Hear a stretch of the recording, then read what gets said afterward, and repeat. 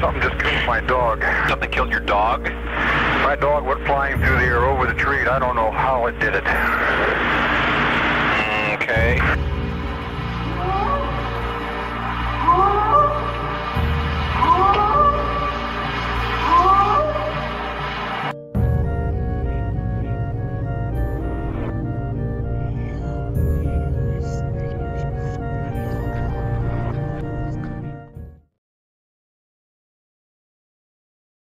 Good example, like, you know, this big male, big heavy male, and look at that, there's no differential pressure there. There's a little bit across this point here, but there's no indication of an arch. It's flat, and that assists in the distribution of weight through more surface area. Given their much greater mass, which is a cube of the linear dimensions, remember, the volume. So the Sasquatch foot walks through a step cycle in a much different manner than we do. Given their long toes, they also, and their shorter legs, they also have a tendency to have a high stepping gait, which is also an advantage when you're walking through rough and irregular terrain. We get trained walking on sidewalks and flat floors to barely lift our foot sufficient to clear our toes on that featureless flat surface. When you go out hiking, you find, you know, you have to adjust a little bit. Or if you're walking down the sidewalk and the two sections of the sidewalk are slightly askew due to frost heave or something, or a root, boom, you know, you can trip over just a quarter inch of difference. That's because we're so efficient. We minimize the amount of muscle effort to swing our foot. And in contrast to that, Patty seems to be walking through tall grass, even though she's walking on the sandbar, because her typical substrate that she's walking through is brush and scrub and grass. Bosberg cripplefoot. It still remains one of the most interesting, I think, one of the most interesting cases. So here's a pair of tracks that were cast in Bosberg, Washington, up near the Canadian border in northeastern Washington state. This foot's quite normal, a normal, healthy Sasquatch, let's put it that way. But this one shows some remarkable pathologies to it. It was either the result of a crushing injury in adulthood, or it could have been a neuropathy, a spinal cord lesion, say, that caused damage down the nerves to the distal features and then caused the tissue, soft tissues, to pull the foot into a contorted posture. You can see the toes are pushed out of alignment, bent off at odd angles. The third toe's probably just simply pushed up out of alignment with the other toes so that it doesn't leave an imprint. But really telling here are these two bulges on this side. Now, the position of these bulges in a modern human would be way back here on a foot of this length, because we have a disproportionately shorter calcaneus. The greatly elongated calcaneus, for greater leverage, massive weight, corresponding to massive weight of this creature, displaces these landmarks more distally or further down the foot. The possibility, or the probability, let's put it that way, the probability that a hoaxer would stumble on a representation of this pathology, which to an orthopedic surgeon or a podiatrist seems quite natural. For someone to have, in 1972 especially, to have concocted something that was so convincing and to have incorporated this particular pathology in a divergent location, or an anomalous, let's put it that way, an anomalous location vis-a-vis a human foot, but in precisely the right place for it to correspond with the position of that joint in other examples of midfoot flexibility. It defies imagination. When you have a foot that has a longitudinal arch, as in the human, then the entire foot is incorporated into the lever. And that imposes bending stresses on the toes. So the human toes have gotten much shorter. They are there not so much for prehension as for traction. They prevent the foot from slipping back when we're walking and running, and especially the big toe. If we have a foot that has a midfoot flexibility, then when the heel comes up, like this, the weight's not concentrated under the ball of the foot. Instead, it's under the entire midfoot. If Sasquatch does not exist, as the skeptics and critics would assert, would maintain, then all of the footprint evidence out there has been hoaxed. And of course, we know of one individual whose family claimed that indeed he had hoaxed all of the footprints in the western United States over the years by fabricating these carved wooden feet that were strapped to boots and worn by his brother and cousins and nephews and so forth to traipse around the Pacific Northwest and western United States. Where to begin? What was most dismaying was the speed with which the media grabbed onto this as the explanation. Finally, the mystery was solved. The mystery of Bigfoot had been accounted for by these ridiculously crude and non-anatomical carved wooden feet, with no prerequisite that they account for how these were used, really practically used, in creating not only individual footprints, but long lines of tracks that in some instances were followed by investigators for miles. So in addition to their size and their hairiness, there are a number of other features that distinguish Sasquatch from humans. I mean, if we just start at the top and work our way right down the anatomy, they have a cranial capacity, it appears, that would be on par with that of a gorilla or chimpanzee, and is appropriate for the types of behaviors and the lack of an archaeological record for that we see. They seem to be distinguished by an extremely robust chewing apparatus, the masticatory apparatus, which has frequently been a point of divergence between hominid lineages, the gracile versus the robust, referring to the chewing apparatus.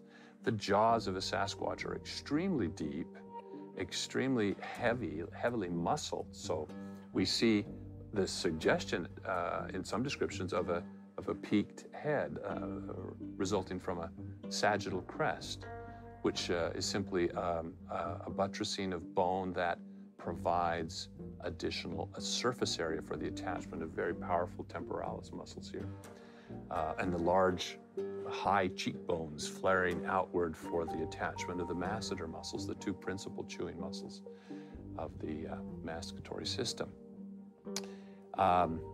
Also, along with that, we see a lack of projecting canines, which, would, if we were envisioning a Hollywood monster like King Kong, a giant gorilla-like ape, that's one of the hallmarks of the large hominoids, chimps, gorillas, orangs, is these projecting canines. But these projecting canines then provide sort of an interlocking nature to the jaws, which prevents the side-to-side motion that is usually associated with dentition bearing extremely thickly enameled teeth for heavy chewing, the type of dentition you might expect for a large omnivorous primate in a temperate climate, temperate forest.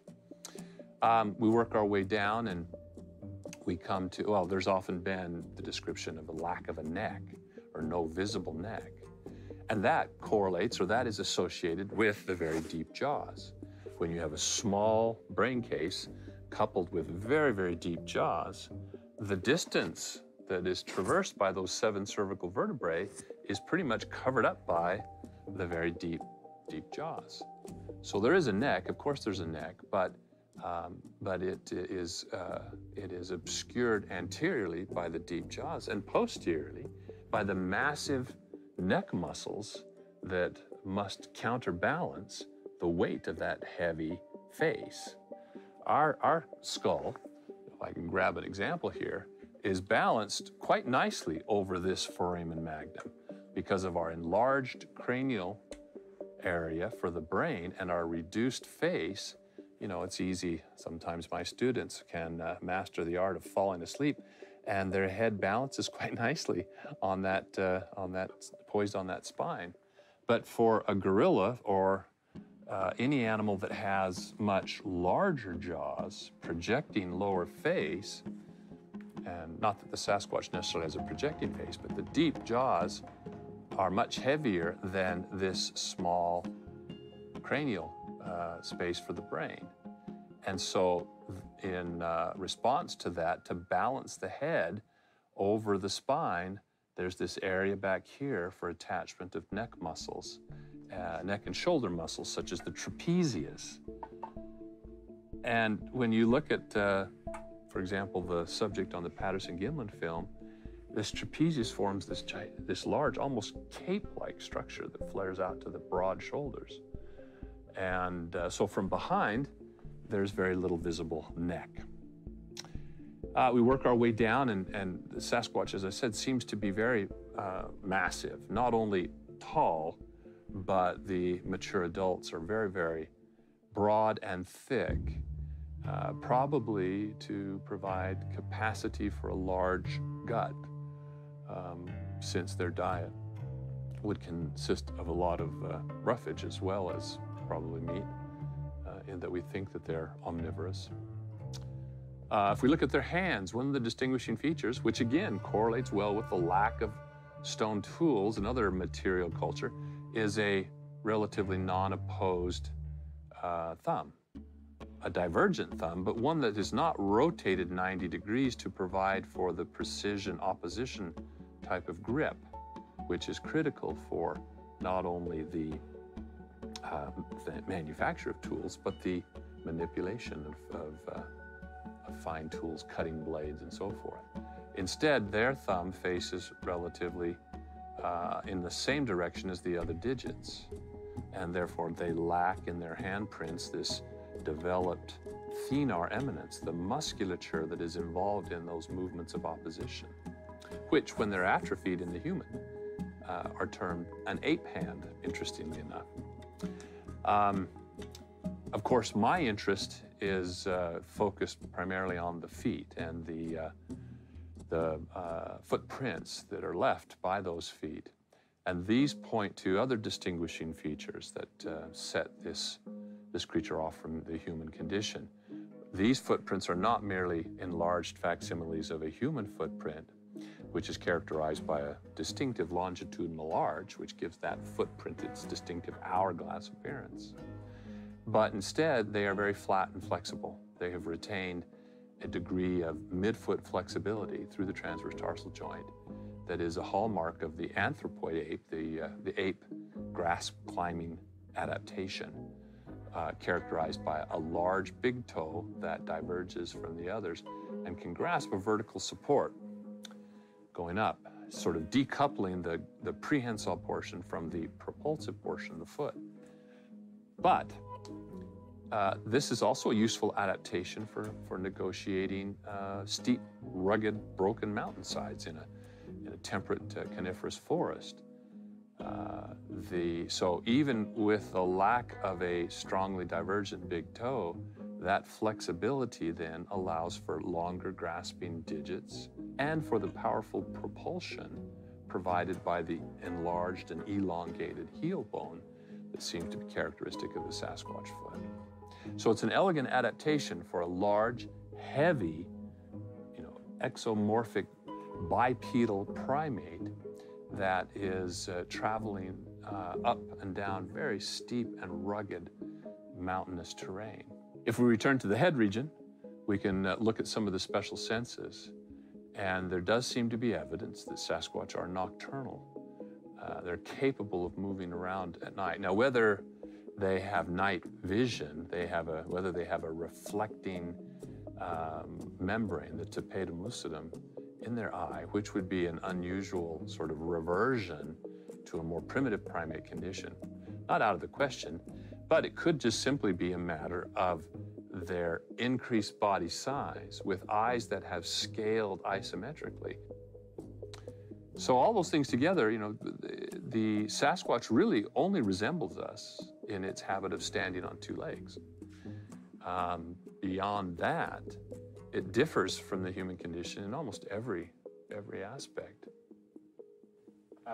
And then other things that people describe if they've seen one. You know, I've heard people describe that they have a certain smell or odor. Sure. I know it's silly, but it's something worth Oh, noting. no, it's again, perfectly natural. I mean, the same thing applies to other great apes and humans for that matter. Yes. If we didn't have the, you know, the hygiene practices that modern Western people employ. Well, there seems to be a very good ecological correlation between credible Sasquatch reports and habitat type and rainfall. If you look at a clinal map showing 18 plus inches of annual precipitation, that pretty much encompasses all of the habitat that we find credible Sasquatch reports. British Columbia has that nature of habitat, moist, wet forests. In fact, the west coast of British Columbia and even inland at the Continental Divide boasts some of the largest temperate rainforests on the continent. And it's my personal opinion that the temperate rainforests were the initial core habitat of this creature. And they have since spread out to occupy much more diverse habitats, much like the black bear. In fact, if you look at the range of distribution of the black bear in North America, it's remarkably similar to what we think is a reasonable range distribution for Sasquatch. But if we look at the habitat across British Columbia, there are vast areas with very little human population that almost certainly harbor Sasquatch. Claimant who seems to get the most attention on this point is Bob Hieronymus, who claimed to be the man in the fur suit. The problem with this, the most glaring problem is, as he joined forces with Philip Morris, a famous costume designer, the two apparently didn't confer sufficiently before sharing their stories because they didn't get them straight. They contradict. Bob Hieronymus gave a description of the costume that was diametrically opposed to the description of the costume provided by Philip Morris. Hieronymus describes a costume that was made out of a green horsehide and talked about it being in two principal pieces, one that came over the top, you know, like pajama tops, but without any buttons or enclosures, just a piece that was probably stitched up the back, and a pair of stiff trousers that he wore, of course, and he had football pads, he claimed, and other padding to bulk him out a bit. And then a football helmet that had a fake face built out around it with a single eye opening, because Bob has one glass eye, and they used his spare glass eye in the face of the costume in order to catch the glint of the sun, he claimed. Now, imagine walking in this unwieldy costume with a single port of vision, which he claims was a good 2 inches away from his eye. So put a little toilet paper roll up against your eye and then go out there, close the other, and try to walk on an uneven, irregular surface. But if that wasn't enough, then Philip Morris claimed that Roger had simply purchased and then modified one of his off-the-shelf costumes.